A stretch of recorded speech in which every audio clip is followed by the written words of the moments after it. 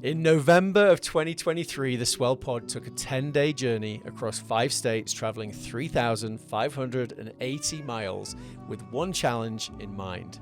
And that challenge was to interview 100 pleasantly rebellious humans to uncover deep truths about what it takes to create something that has never existed before, challenge the status quo, maybe even change the world. This is the Kiln Road Trip, created and produced by the Swell Pod. In partnership with Kiln, Moterra Camper Vans, and sponsored by Taurus. I'm Spencer McKeown. And I'm Josh Taylor, and together we're the co-hosts of the Swell Pod and your guides on the Kiln Road Trip. Follow along on the journey. Be sure to subscribe to the podcast, follow the Swell Pod on social media, and subscribe to your YouTube channel at, you guessed it, the Swell Pod. This is interview 11 of the Kiln Road Trip, and today we're at Kiln Salt Lake City talking with Dave Olsen. Dave is the founder and CEO of Nimbl and Nimbl Staffing. Nimble provides a fractional accounting, finance, and tax department for small businesses. Nimbl Staffing places full-time bookkeepers and other administrative people from the Philippines with North American companies. Thank you for tuning in to today's episode. We hope you enjoy. Yeah, I grew up on a farm outside of a small town in southern Alberta, Canada, and moved down to Utah about 10 years ago after being back and forth between BYU and California working and Virginia and a few different places. And yeah, I've got a family of 3 kids, love mountain biking and snowboarding. So being close to the mountains is where I want to be. That's great. What makes you tick? Growth, progression. I describe myself as, I feel best when I'm growing at a pace that borders on discomfort. So yeah, just moving forward and growing is what drives me. And what's something that people don't know about you, but you wish they did? I wish I did. Yeah, I love pushing myself. I love growing a business. I love pushing myself on the mountain bike. I've got scars showing it. So yeah, that's me. Nice. That's great. And so yeah, go for it. I was going to ask, so what do you do now? What are you up to now? Yeah, your biggest focus. Yeah, so I really have 3 things. It's my health, my family, and my business. That's really where I put all my time. And tell us about your business. What's the biggest focus? What's your vision, the mission there?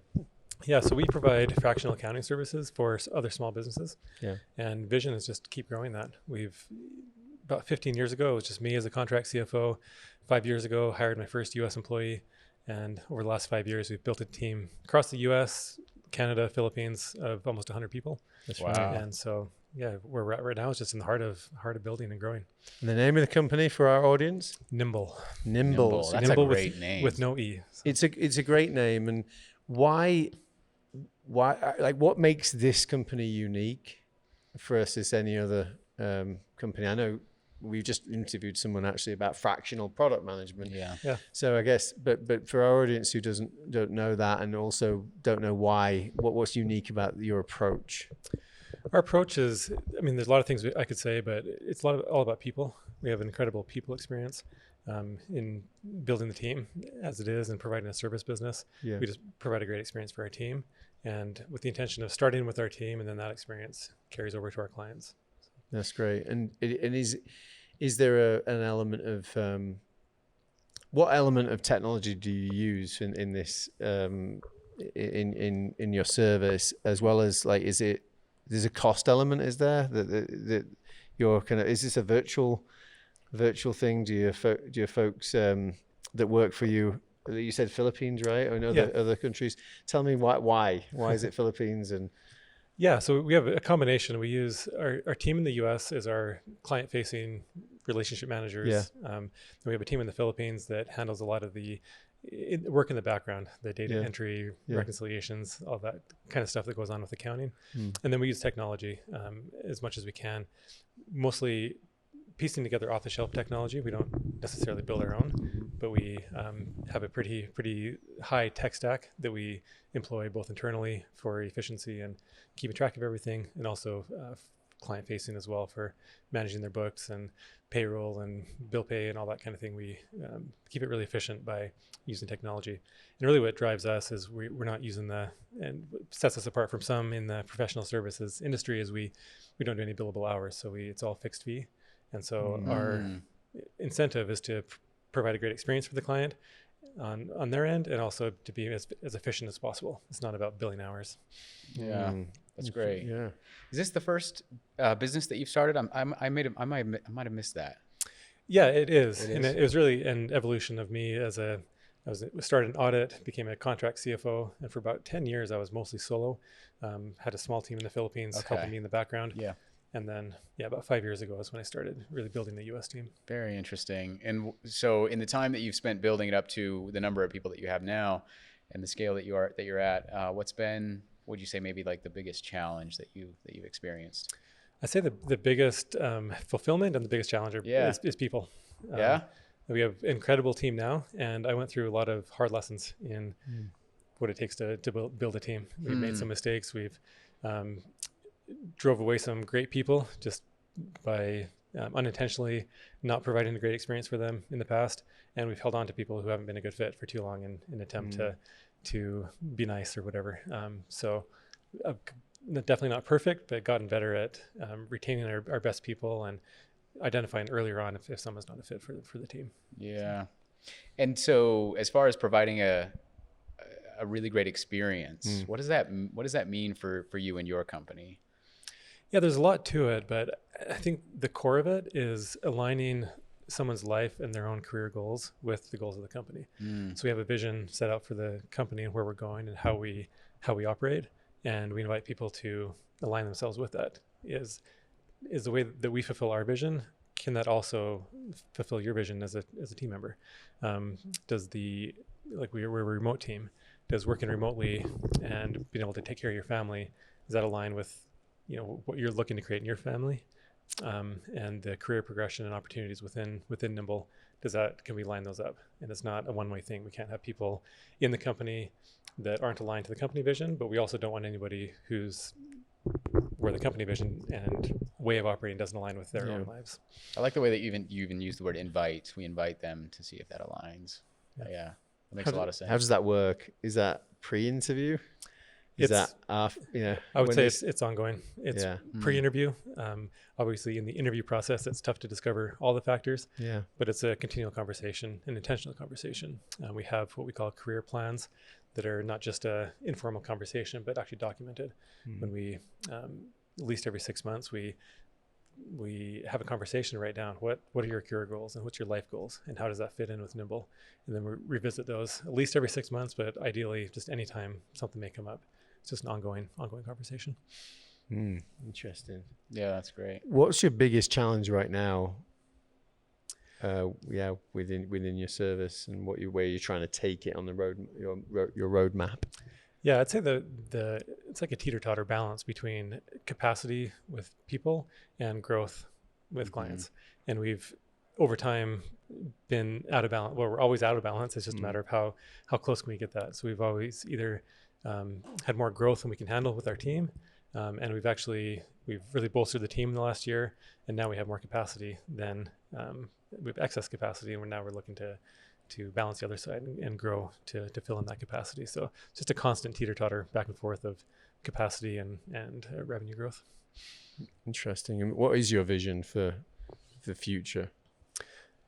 The vision is really to change the accounting industry. The accounting industry is notorious for not providing a great client experience and not providing a great people experience. And so the overall vision is to change that. And the numbers vision is we're looking to about triple over the next 3 years is our revenue target, and increase our margins as well. So. Interesting. Why is that industry typically like experiencing those pain points? Yeah, there's a lot of reasons.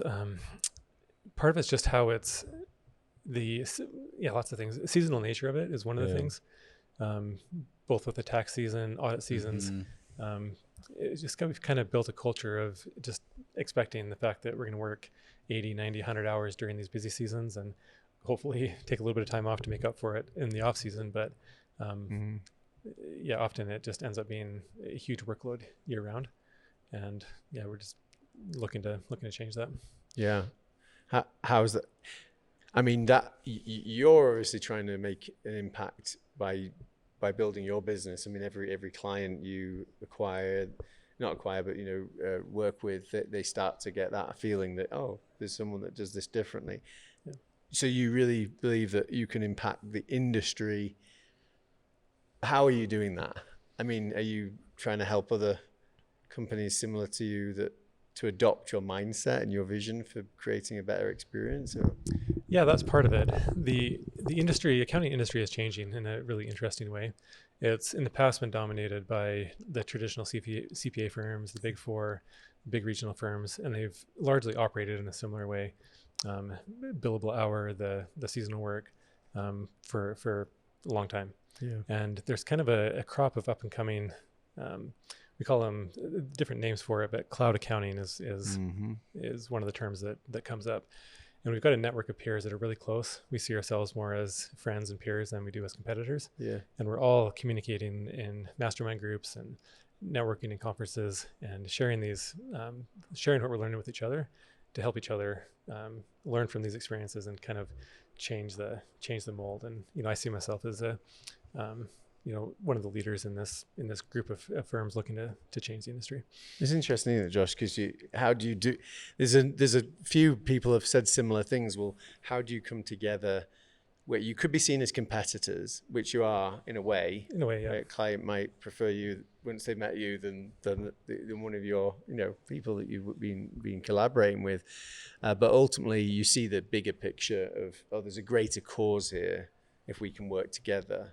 Is that what have you learned? What's your advice there? Because you're basically challenging the status quo, but you're trying to do it more strategically and trying to, what is your advice for others that are trying to do that? Yeah, part of it is just like you said, seeing the what you could see as competitors, seeing them as peers and friends, and it helps in the accounting industry. The market is so huge. There's plenty of work. There's plenty of work out there. And really the biggest competitor that we have is like in-house accounting. Like owners doing it themselves, or non-accountants on the team trying to muddle through the accounting, or hiring and managing accounting teams to do the work, when for a big segment of the industry of companies, the better solution is to have a fractional outsourced accounting team where you don't have to build your own team, you don't have to manage it, but you can access the expertise. And so, you think of how many small businesses are out there. Our target is 1 to 10 million in revenue. How many of those kind of companies are there in the US? Right. And it's such a huge market that, say there's 50 firms that are in our close kind of networking group. I don't think I've ever bid against any one of them. Just the market's so big. It's just good stuff. Yeah, the cost model, fixed cost model, right? I think is really interesting. How different is that from some of the other competitors out there? So it's very different from the traditional CPA firm. Are there other people kind of doing the same thing right now as well? The fixed cost model? Yeah. So it's kind of like part of that up and coming trend, changing the model. There's a guy named Ron Baker who is really driving value pricing and subscription pricing, that kind of thing in the accounting industry and other professional services industries. So there's really a movement to change that. So you referenced there's moments in time throughout the year that work is much more extreme, I guess. Does the fixed cost model influence positively in the other direction to where it's maybe not as extreme, or does that change anything for you? Yeah, it does. It incentivizes us to spread the work out over the year as much as we can. Yeah. I mean, human nature is such that if there's a deadline, people are going to push that deadline. So no matter how much we train our clients, work with our clients, there's still going to be some level of push up to those deadlines. But we like for our tax returns, for example, most of our clients are on a monthly subscription for their tax return. And so the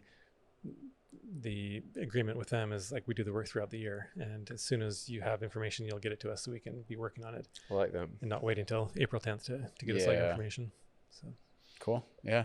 I think, I think it'd be interesting though, coming from your point of view, one of the things that we like to ask a lot of people on this podcast is, what does it take to take an idea and either create a movement or, create something that's never existed before? You've done that with what you've done here. I mean, even growing it up to 100 people, I think that's really interesting. What does that take from your perspective? And is there any advice that you can give to somebody else who's got that idea and just stuck with the idea, Yeah, I think the biggest thing is being really clear on what the idea is and what Yeah. the outcome you want to see, like the vision that you have for the future of that.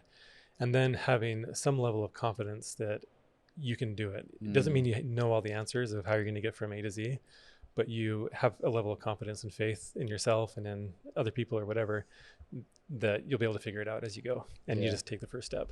Yeah. That was kind of my paralysis for those first 10 years when I was just a solo operator. Is I had this drive, like I shared before, like I had this drive for progression, but I felt stuck. It's just like, yeah, it's just me. And how do I take that next step?